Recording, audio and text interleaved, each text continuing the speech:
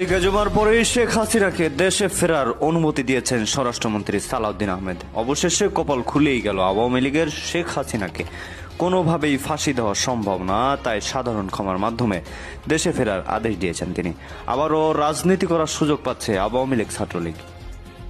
সাবেক প্রধানমন্ত্রী শেখ হাসিনার দেশে ফিরতে কোনো বাধা নেই বলে জানিয়েছেন স্বরাষ্ট্রমন্ত্রী সালাউদ্দিন আহমেদ। যে শেখ হাসিনা কিভাবে ফিরবে তার শাস্তি, তার সাজা দেওয়া হয়ে গেছে।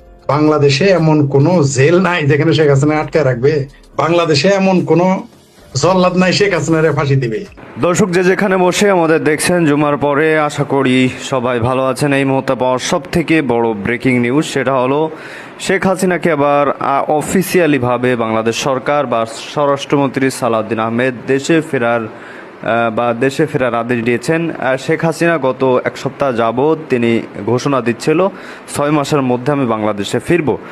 তো এবার আনুষ্ঠানিকভাবে তিনি ফিরতে চলেছেন এবং আনুষ্ঠানিকভাবেই বাংলাদেশ সরকার তিনাকে অনুমতি দিয়েছেন। যেহেতু তিনি একজন মহিলা মানুষ, পাশাপাশি তিনার পিতা বাংলাদেশকে স্বাধীন করেছেন, তাই তিনাকে সাধারণ ক্ষমা করা হয়েছে বা তিনাকে ফাঁসির রায় দেওয়া হবে না। দর্শক কথা বাড়াচ্ছি না, চলুন একটু বিস্তারিত দেখে আসি, আশা করি সঙ্গেই থাকবেন। তো দর্শক চলুন দেখে আসা যাক।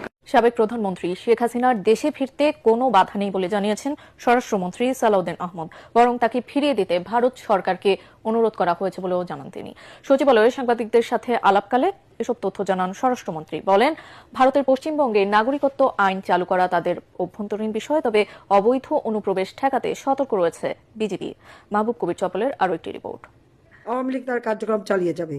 ফাঁসির দণ্ড মাথায় নিয়ে সাবেক প্রধানমন্ত্রী শেখ হাসিনা কি দেশে ফিরবেন, এমন আলোচনা রাজনৈতিক মহলে।